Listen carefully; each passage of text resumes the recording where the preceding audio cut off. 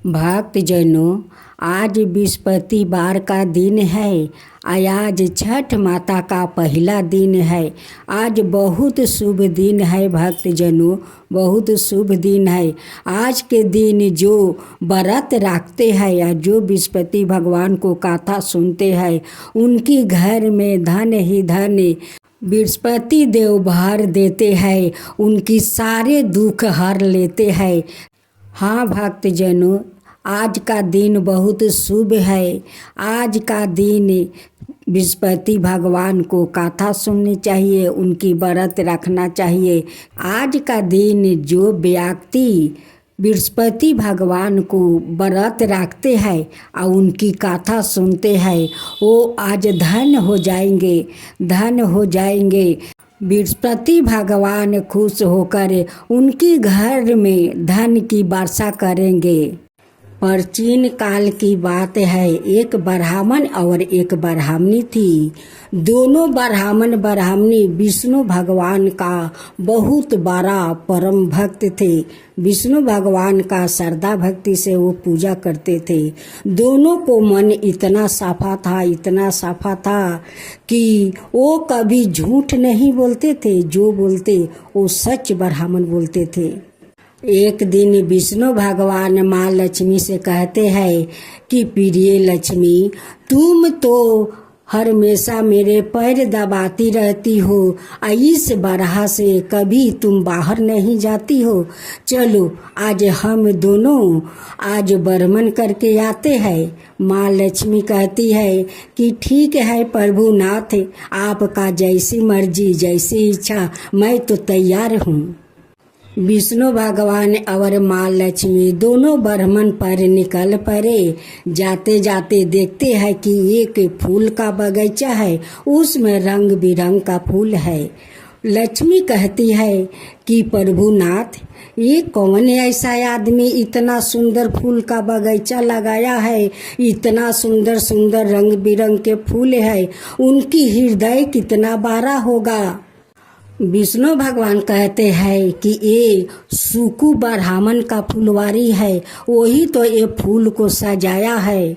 माँ लक्ष्मी कहती है कि प्रभु, उनकी हृदय कितना पुलिसकार होगा, कितना सच्चा होगा, कितना उनकी हृदय महान होगा कि आज इतना सुंदर फूल का बगीचा सजाया है।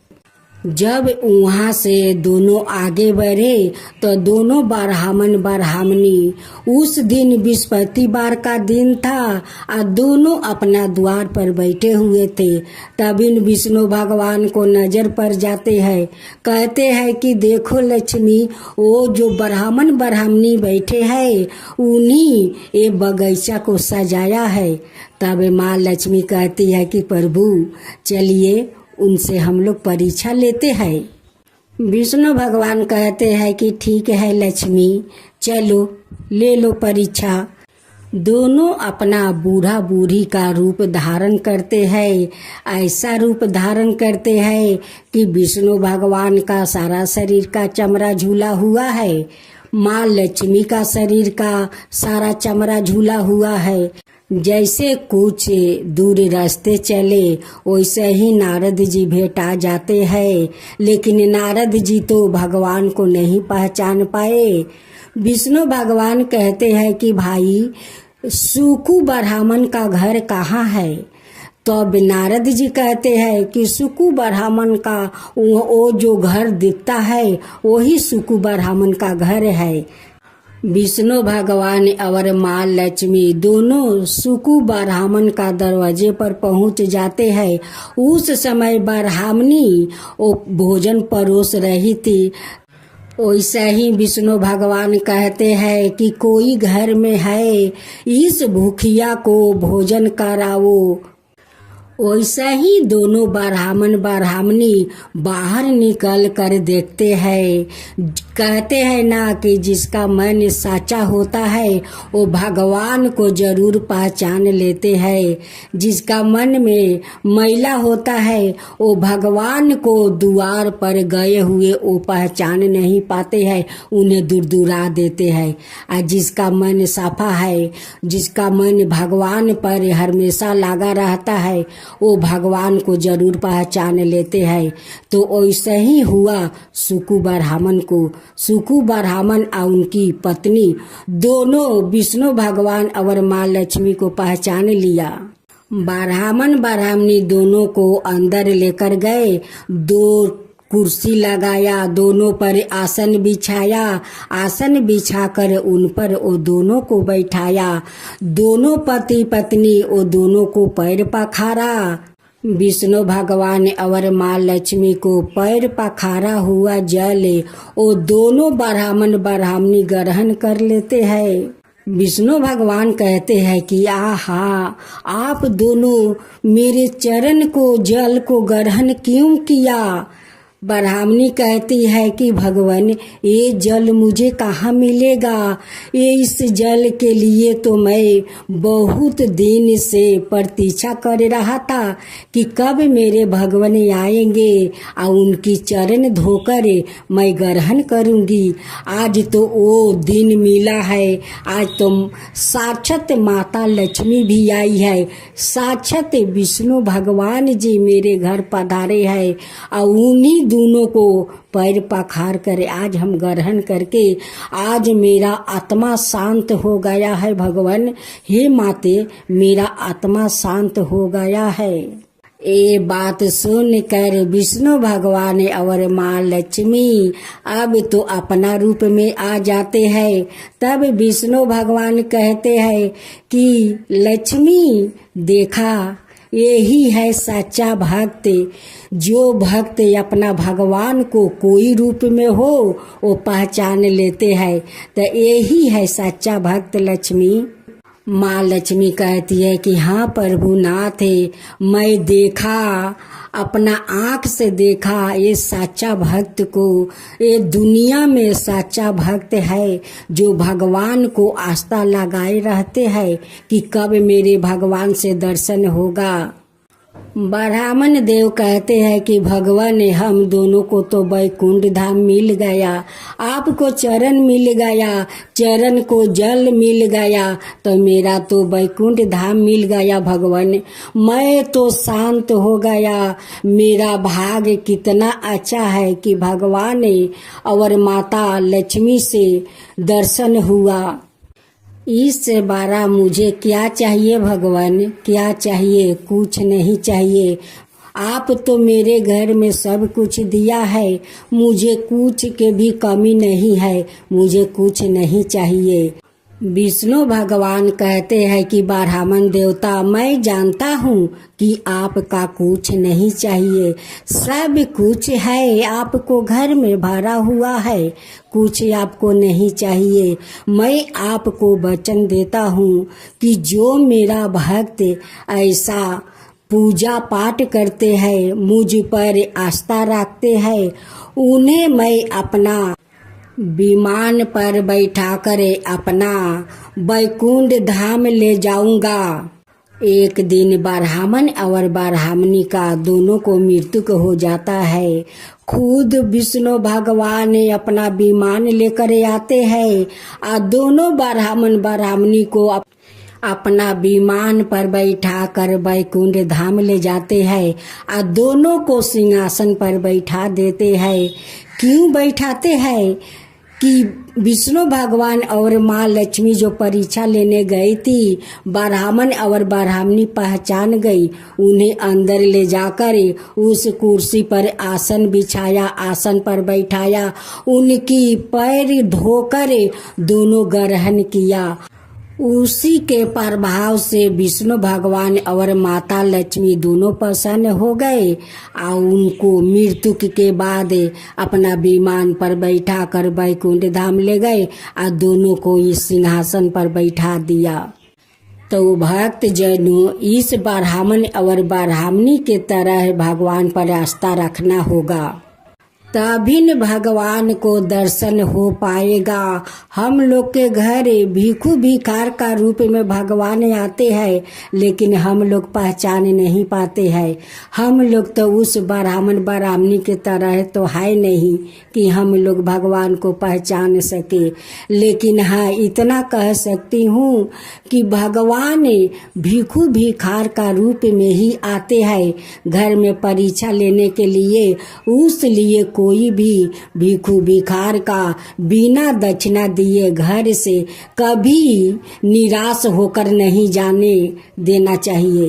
भक्तजनों, आज बृहस्पतिवार है। आप बृहस्पति भगवान की आज आप लोग कथा सुने। बृहस्पतिवार का जो लोग बृहस्पति देव के श्रद्धा भक्ति से कथा सुनते हैं, उस पर बृहस्पति देव प्रसन्न हो जाते हैं। बृहस्पति देव की जय हो, बृहस्पति देव की जय हो। प्राचीन समय की बात है, एक नगर में एक बड़ा व्यापारी रहता है। वो जहाजों में माल लाद कर दूसरे शहरों में भेजा करता है। वो जिस प्रकार अधिक धन कमाता है, उसी प्रकार जी खोलकर दान भी करता है। परंतु उसकी पत्नी अत्यंत कंजूस है। वो किसी को एक डमरी भी नहीं देने देती है। एक बार सेठ जब दूसरे देश में व्यापार करने गया तो पीछे से बृहस्पति देव ने साधु भेष में उसकी पत्नी से भिक्षा मांगने आई। व्यापारी की पत्नी बृहस्पति देव से बोली, हे साधु महाराज, मैं इस दान और पुण्य से तंग आ गई हूँ। आप कोई उपाय बताइए जिससे मेरा सारा धन नष्ट हो जाए और मैं आराम से रह सकूं। मैं यह धन लुटाता हुआ नहीं देख सकती।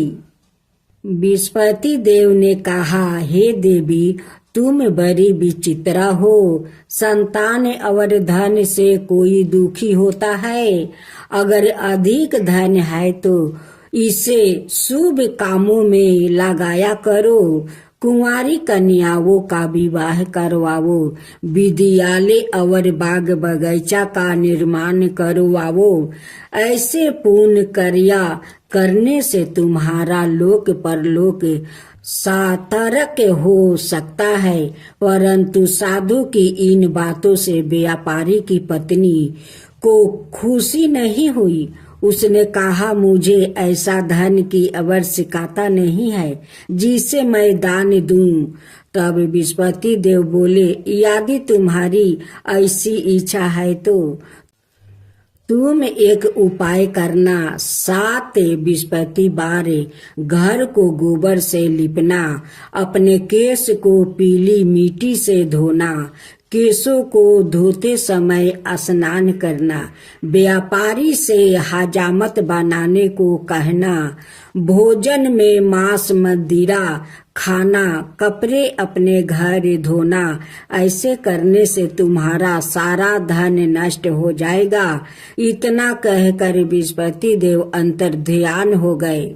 व्यापारी की पत्नी ने बृहस्पति देव के कहे अनुसार 7 बृहस्पतिवार वैसे ही करने का निश्चय किया। केवल 3 बृहस्पतिवार बीते थे कि उसी समस्त धन संपत्ति नष्ट हो गई और वो परलोक सिधार गई। जब व्यापारी वापस आया तो उसने देखा कि उसका सब कुछ नष्ट हो चुका है। उस व्यापारी ने अपनी पुत्री को संताना दी और दूसरे नगर में जाकर बस गया। वहाँ वो जंगल से लकड़ी काट कर लाता और शहर में बेचता। इस तरह वो अपना जीवन बिताने लगे। एक दिन उसकी पुत्री ने दही खाने की इच्छा प्रकट की, लेकिन व्यापारी के पास दही खरीदने के पैसा नहीं थे। वो अपनी पुत्री को आश्वासन देकर जंगल में लकड़ी काटने चला गया। वहाँ एक वृक्ष के नीचे बैठे अपनी पूरब दशा पर विचार कर रोने लगा। उस समय बृहस्पति वार था। तभी वहाँ बृहस्पति देव साधु के रूप में सेठ के पास आए और बोले, हे मनुष्य, तू इस जंगल में किस चिंता में बैठा है? तब व्यापारी बोला, हे महाराज, आप सब कुछ जानते हैं। इतना कहकर व्यापारी अपनी कहानी सुनाकर रो पड़ा। बृहस्पति देव बोले, देखो बेटा, तुम्हारी पत्नी ने बृहस्पति देव का अपमान किया है, इसी कारण तुम्हारा यह हाल हुआ है। लेकिन अब तुम किसी प्रकार की चिंता मत करो। तुम गुरुवार के दिन बृहस्पति देव का पाठ करो। 2 पैसे के चने और गुड़ को लेकर जल के लोटे में शक्कर डालकर वो अमृत और प्रसाद अपने परिवार के सदस्यों और कथा सुनने वालों में बांट दो। सवाए भी प्रसाद और चरण मृत लो, भगवान तुम्हारा अवश्य कल्याण करेंगे। साधु की बात सुनकर व्यापारी बोला, महाराज, मुझे तो इतना भी नहीं बचता है कि मैं अपनी पुत्री को दही लाकर दे सकूं। इस पर साधु जी बोले, तुम लकड़ियां शहर में बेचने जाना। तुम्हें लकड़ियों के दाम पहले से चौगुने मिलेंगे, जिससे तुम्हारे सारे कार्य सिद्ध हो जाएगा। उसने लकड़ियां काटी और शहर में बेचने के लिए चल पड़ा। उसकी लकड़ियां अच्छे दाम में बिक गई, जिसे उसने अपनी पुत्री के लिए दही लिया और गुरुवार की कथा हेतु चाना गुड़ लेकर कथा की और प्रसाद बांट कर सवाए भी खाया। उसी दिन से उसकी सभी कठिनाइयां दूर होने लगी। परंतु अगले बृहस्पतिवार को वो कथा करना भूल गया। अगले दिन वहाँ के राजा ने एक बड़े यज्ञ का आयोजन करे पूरे नगर के लोगों के लिए भोजन का आयोजन किया है।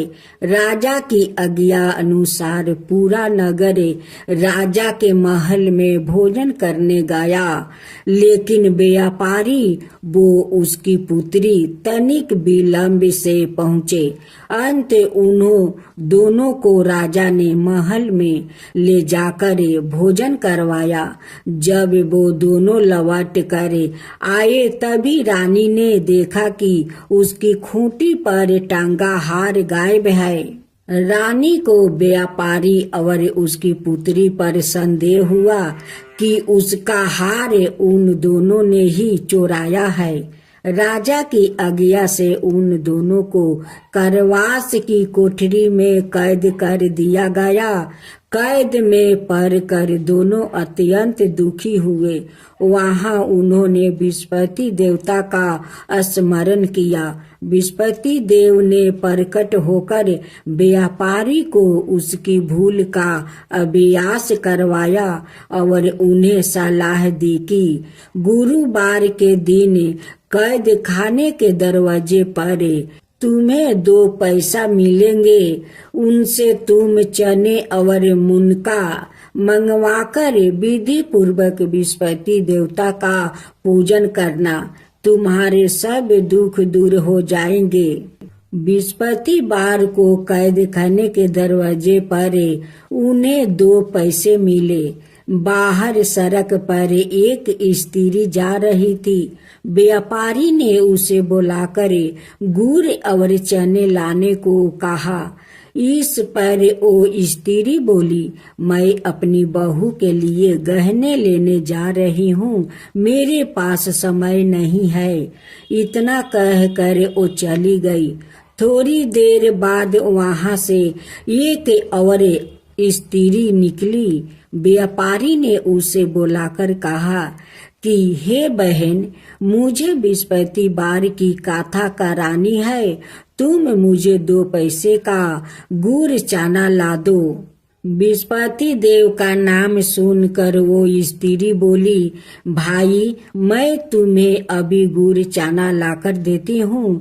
मेरा एकलौता पुत्र मर गया है, मैं उनके लिए कफन लेने जा रही थी, लेकिन मैं पहले तुम्हारा काम करूंगी, उसके बाद अपने पुत्र के लिए कफन लाऊंगी। वो स्त्री बाजार से व्यापारी के लिए गुड़ चना ले आई और सवाए भी बृहस्पति देव की कथा सुनी। कथा के समाप्त होने पर वो स्त्री कफन लेकर अपने घर गई। घर पर लोग उसके पुत्र की लाश को राम नाम सत्य है कहते हुए शमशान ले जाने की तैयारी कर रहे थे। स्त्री बोली, मुझे अपने बेटे का मुख देख लेने दो। अपने पुत्र का मुख देखकर उस स्त्री ने उसके मुंह में प्रसाद और चरना मृत डाल दिया। प्रसाद और चरना मृत के प्रभाव से वो पुनर्जीवित हो गया। पहली स्त्री जिसने बृहस्पति देव का निरादर किया था, वो जब अपने पुत्र के विवाह हेतु पुत्र वधू के लिए गहने लेकर लौटी और जैसे ही उसका पुत्र घोड़ी पर बैठकर निकला, वैसे ही घोड़ी ने ऐसी उछाल मारी कि वो घोड़ी से गिरकर मर गया। यह देख स्त्री रो रो कर बृहस्पति देव से क्षमा याचना करने लगी। उस स्त्री की मिनती से बृहस्पति देव साधु भेष में वहां पहुंचकर कहने लगे, देवी तुम्हें अधिक विलाप करने की आवश्यकता नहीं है। यह बृहस्पति देव का अनादर करने का कारण हुआ है। तुम वापस जाकर मेरे भक्त से क्षमा मांगकर कथा सुनो, तब ही तुम्हारी मनोकामना पूरी होगी। जेल में जाकर उस स्त्री ने व्यापारी से माफी मांगी और कथा सुनी। कथा के उपरांत वो प्रसाद और चना मृत लेकर अपने घर वापस गई। घर आकर उसने चना मृत अपने मृत्यु पुत्र के मुख में डाली। चनर मृत के प्रभाव से उसका पुत्र भी जीवित हो उठा। उसी रात बृहस्पति देव राजा के सपने में आया और बोले, हे राजन, तुम जिस व्यापारी और उसके पुत्री को जेल में कैद कर रखा है वो बिल्कुल निर्दोष है। तुम्हारी रानी का हार वही खूंटी पर टांगा है। दिन निकला तो राजा रानी ने हार खूंटी पर लटका हुआ देखकर राजा ने उस व्यापारी और उसकी पुत्री को रिहा कर दिया और उन्हें आधे राज्य देकर उसकी पुत्री का विवाह ऊंचे कुल में करवाकर दहेज में हीरे जवाहरात दिया। ओम जय बृहस्पति देवा, जय बृहस्पति देवा, छिन छिन भोग लगाऊं के दली फल मेवा। ओम जय बृहस्पति देवा, जय बृहस्पति देवा। तुम पुराण परिमत माँ तुम अंतर्यामी, जगत पिता जगदीश्वर तुम ही सबके स्वामी। ओम जय बृहस्पति देवा, जय बृहस्पति देवा। चरना मृत निज निर्मल सबके पातक हरता, सकल मनोरथ दायक कृपा करो भक्तो। ओम जय बृहस्पति देवा, जय बृहस्पति देवा। तन मन धन अर्पण कर जो जन शरण पारे। प्रभु प्रकट तब हो करे आकर दुआरे खरे। ओम जय विस्पति देवा, जय विस्पति देवा। दीन दयाल दया निधि भक्तन हितकारी। पापी दोष सब हरता भाव बंधन हारी। ओम जय विस्पति देवा, जय विस्पति देवा। सकल मनोरथ दायक सब संशय हरो। विषय विकार मिटाओ संतन सुखकारी। ओम जय विस्पति देवा, जय विस्पति देवा। जो कोई आरती तेरी प्रेम सहित गावे। जेठाय नंदय नंदन कर सो निश्चय पावे। ओम जय विस्पति देवा, जय विस्पति देवा। सब मिलकर बोलो विस्पति भगवान की जय, विस्पति देव की जय।